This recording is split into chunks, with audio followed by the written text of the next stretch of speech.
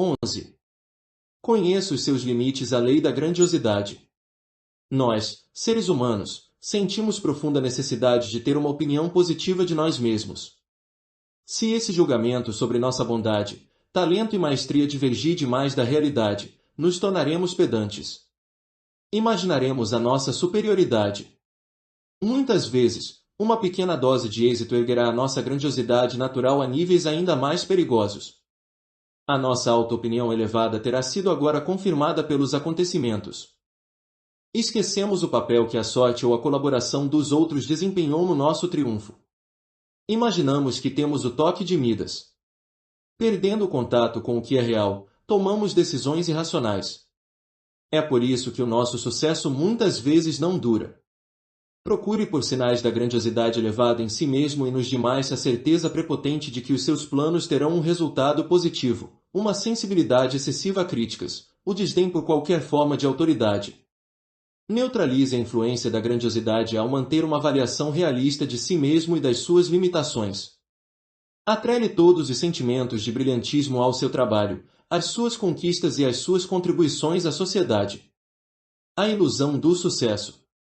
No verão de 1984, Michael Eisner, em 1942, presidente do estúdio de cinema Paramount Pictures, não tinha mais como ignorar a inquietude que o atormentava havia meses. Estava impaciente para mudar de plataforma e chacoalhar os alicerces de Hollywood.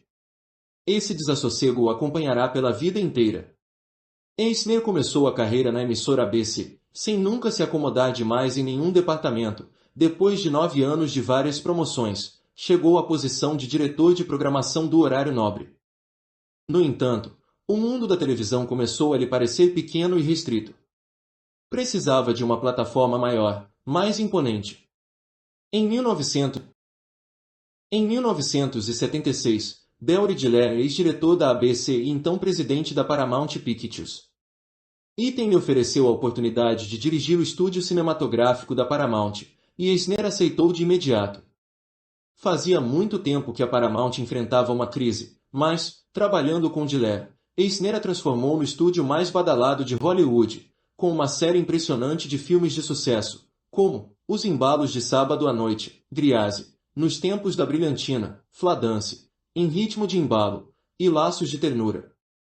Embora Diller por certo houvesse desempenhado um papel nessa reviravolta, Eisner se via como a principal força motriz por trás do sucesso do estúdio. Afinal, ele inventara uma fórmula infalível para criar filmes lucrativos. O segredo era manter os custos baixos, uma obsessão dele. Para conseguir isso, um filme deveria começar com um grande conceito, que fosse original, fácil de resumir e dramático. Os executivos poderiam contratar os roteiristas, diretores e atores mais caros para uma obra cinematográfica, mas todo o dinheiro do mundo seria desperdiçado se a ideia subjacente fosse fraca. Os filmes com um conceito forte, porém, se vendiam por conta própria. Um estúdio poderia expandir as dimensões dessas produções relativamente baratas e, mesmo que obtivessem apenas um êxito moderado, garantiriam um fluxo constante de renda. Esse raciocínio ia de encontro à mentalidade do fim da década de 1970, que privilegiava os blockbusters, mas quem se oporia aos lucros inegáveis que Eisner estava produzindo para a Paramount. Eisner imortalizou essa fórmula num memorando que logo se espalhou por Hollywood e se tornou a sua regra básica. Entretanto, depois de tantos anos compartilhando a luz dos holofotes com Diller na Paramount, tentando agradar os diretores executivos da corporação e lutando contra diretores de publicidade e o departamento financeiro, Eisner estava farto. Quem dera ele pudesse administrar o seu próprio estúdio, sem restrições. Com a fórmula que havia concebido e a sua ambição implacável, conseguiria construir o maior e mais lucrativo império de entretenimento do mundo. Estava cansado de ter outras pessoas se aproveitando das suas ideias e do seu sucesso. Operando sozinho no topo, controlaria o espetáculo e levaria todo o crédito. Eisner contemplou o próximo passo crucial da sua carreira naquele verão de 1984 e encontrou o alvo perfeito para as suas ambições, a Walt Disney Company. À primeira vista, essa pareceria uma escolha desconcertante. Desde a morte de Walt Disney em 1966, o estúdio cinematográfico da empresa se mostrava parado no tempo, tornando-se cada vez mais estranho a cada ano. Funcionava mais como um clube para homens sem graça. Muitos executivos paravam de trabalhar depois do almoço e passavam as tardes jogando cartas, ou relaxando na sauna que havia no local. Quase ninguém era despedido. Produziam um filme de animação a cada 4 anos e em 1983, apenas 3 com atores reais. Não tinham realizado nenhuma obra de sucesso desde Se Meu Fusca Falasse, em 1968. O lote de filmagens da Disney em Burbank parecia quase uma cidade fantasma. O ator Tom Hanks, que trabalhou no lote em 1983, o descreveu como uma estação de ônibus interurbanos da década de 1950.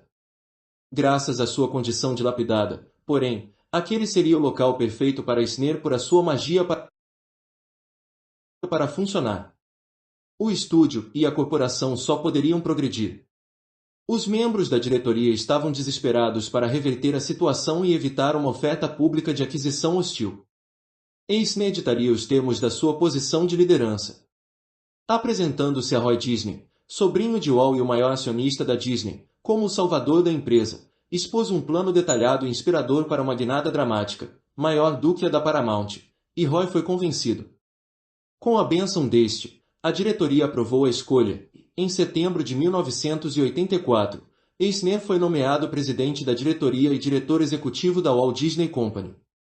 Frank Wells, ex-diretor da Warner Bros., ocupou o cargo de presidente e diretor de operações, concentrando-se no aspecto administrativo. Em todas as questões, era Eisner quem comandava, Wells estava lá para ajudá-lo e servi-lo. Eisner não perdeu tempo.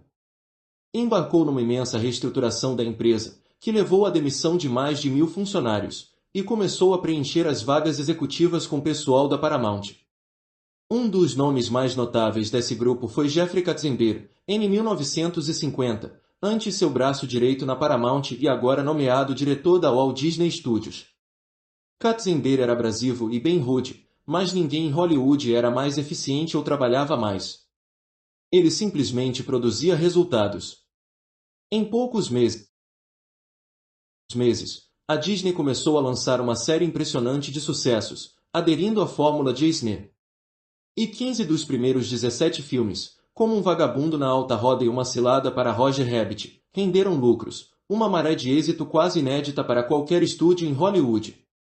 Certo dia, quando Eisner e Wells exploravam o lote em Burbank, entraram na biblioteca da Disney e descobriram centenas de desenhos da Era Dourada que nunca haviam sido exibidos.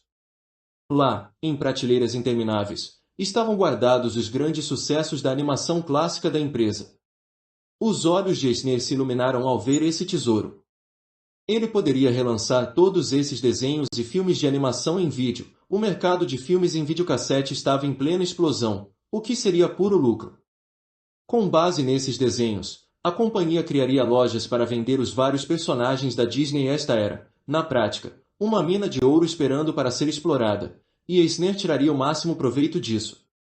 Logo as lojas abriram, os vídeos venderam aos montes, continuaram a obter lucro dos sucessos cinematográficos e o preço das ações da Disney subiu de forma vertiginosa, substituindo a Paramount como o estúdio mais badalado na cidade.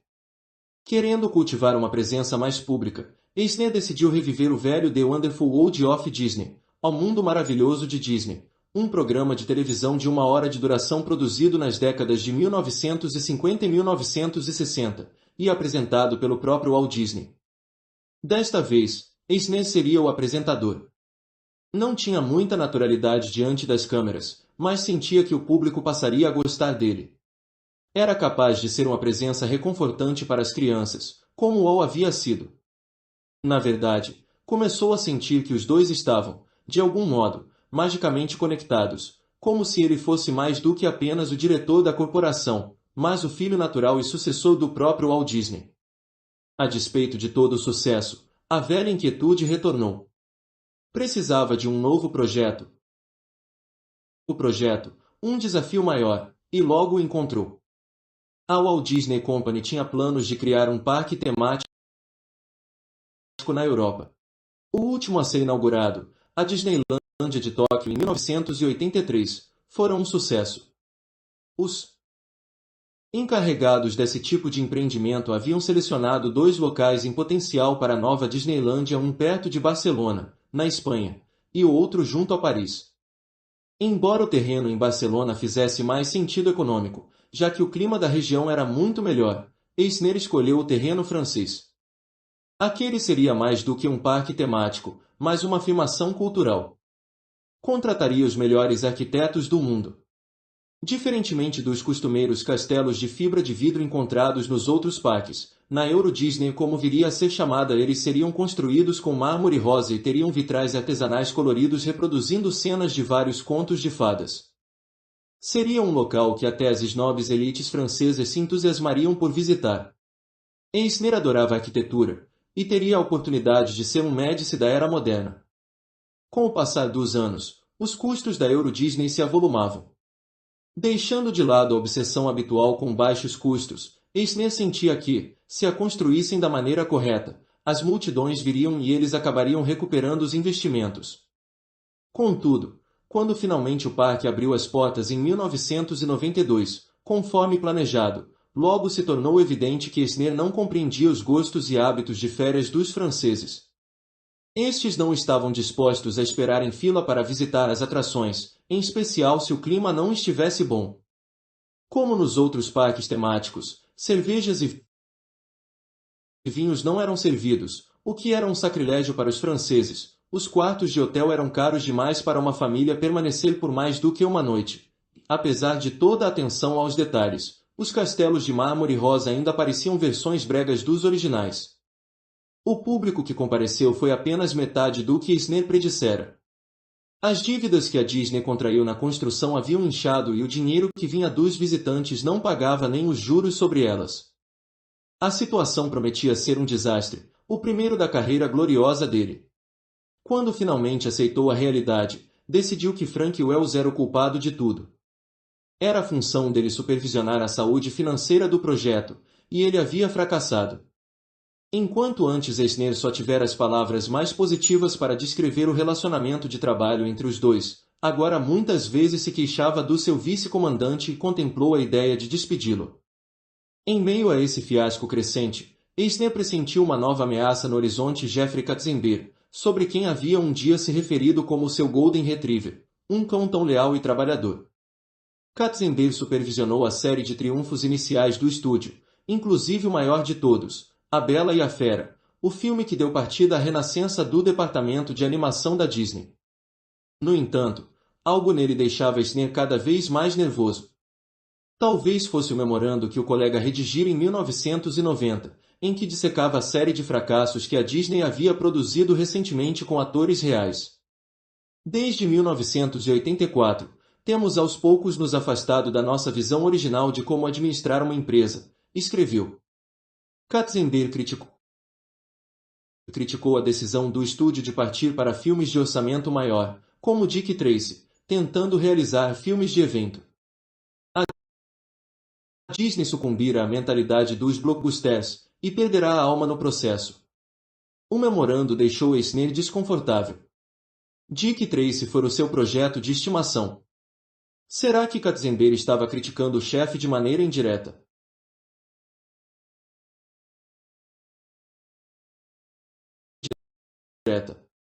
Quando pensou nisso, pareceu-lhe que aquela era uma imitação clara do seu próprio memorando infame na Paramount, em que havia defendido filmes mais baratos e de alto conceito. Agora lhe ocorria que Katzenberg se via como o próximo Eisner. Talvez quisesse lhe roubar o emprego, questionando-lhe a autoridade de modo sutil. Essas ideias o corroíam. Por que ele o excluía agora das reuniões sobre roteiros? O departamento de animação logo se tornou o gerador principal de lucros do estúdio, com novos sucessos como Aladdin, em seguida, O Rei Leão, que havia sido o bebê de Katzenberg. Ele mesmo concebera a história e a desenvolveu do início ao fim. Artigos em revistas agora começavam a apresentá-lo como o gênio criativo por trás do ressurgimento da Disney no gênero. E quanto a Roy Disney, o vice-presidente do departamento de animação?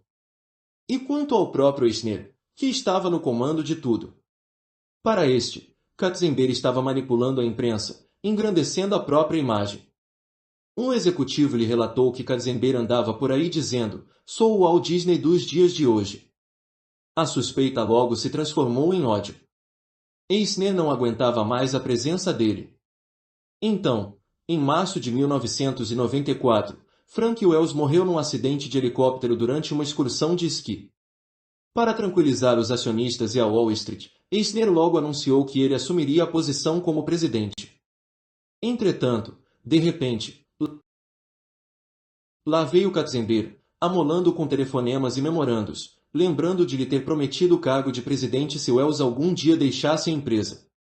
Que gesto insensível, tão cedo após a tragédia. Eisner parou de lhe retornar as chamadas.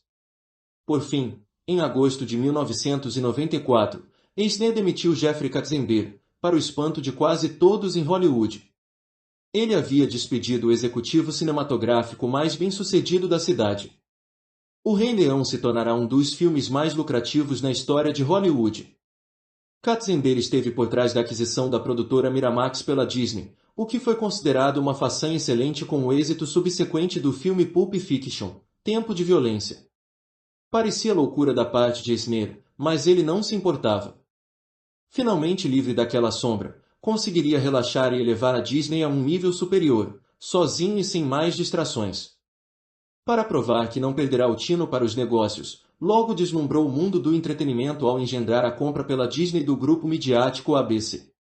A absoluta audácia dessa proeza mais uma vez o tornou o centro das atenções. Estava agora erigindo um império do entretenimento além do que qualquer um já havia tentado ou imaginado. Essa manobra, porém, lhe gerou um problema. A empresa, na prática, dobrara de tamanho.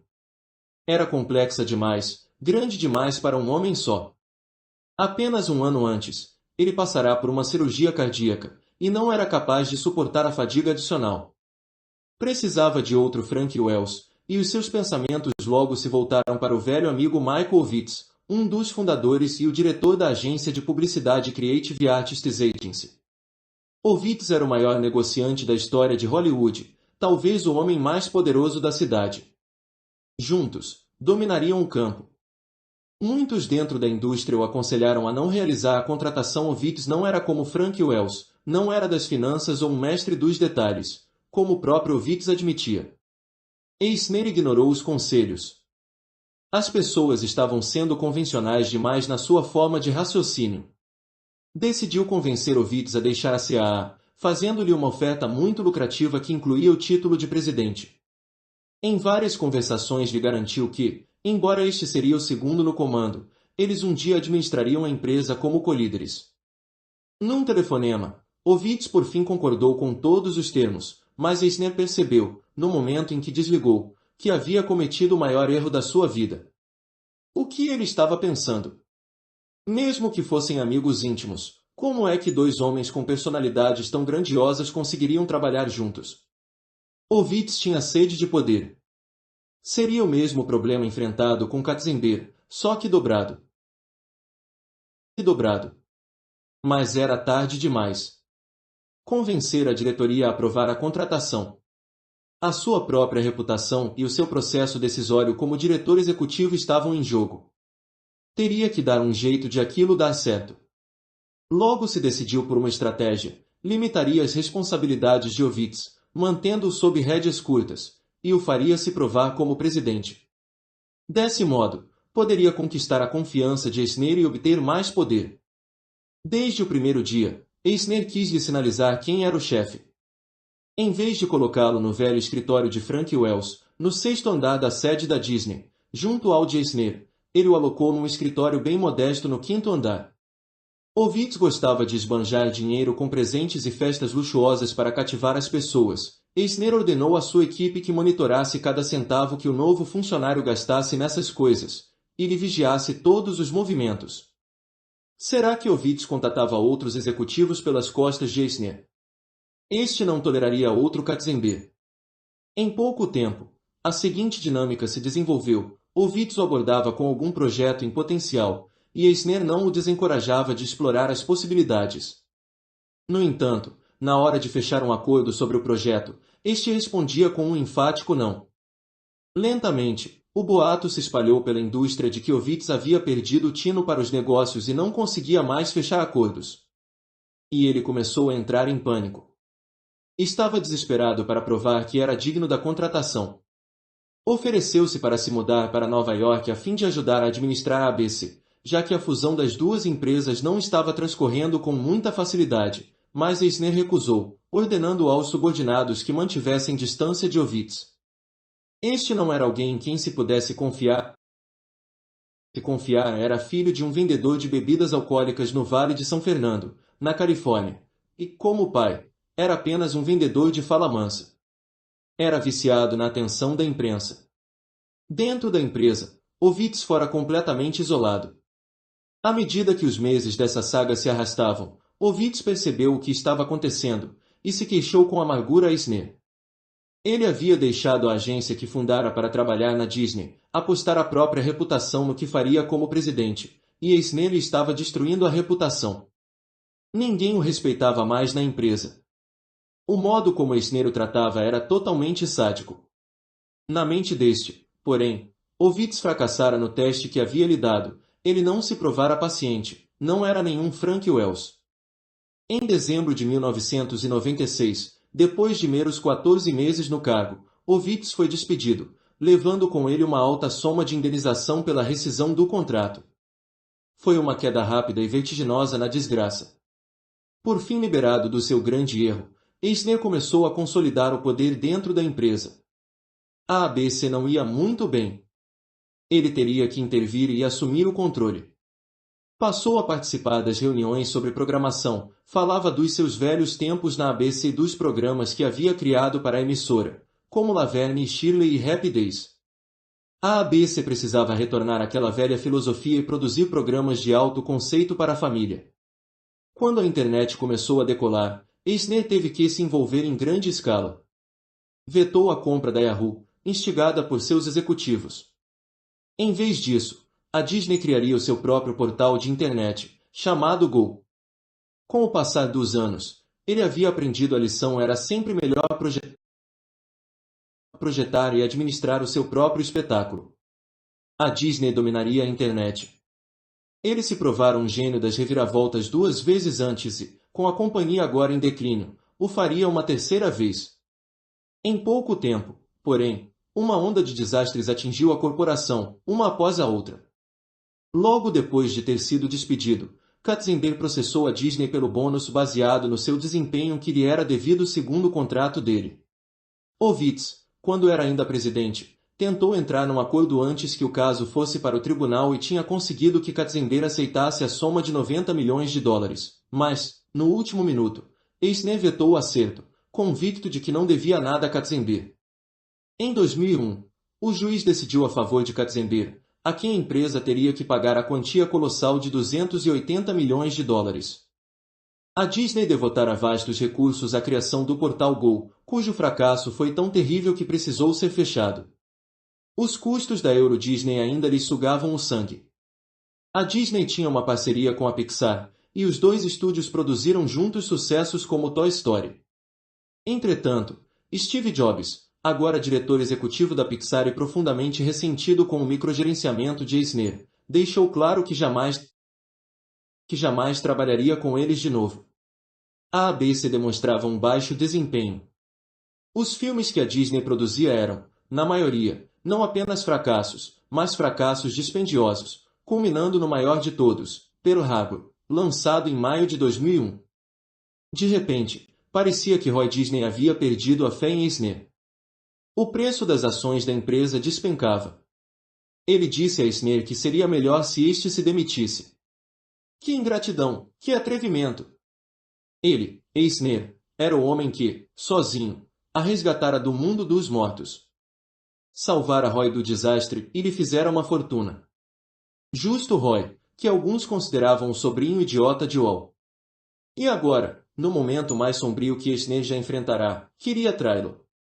Eisner nunca se sentirá tão furioso. Revidou rápido, forçando Roy a se afastar da diretoria.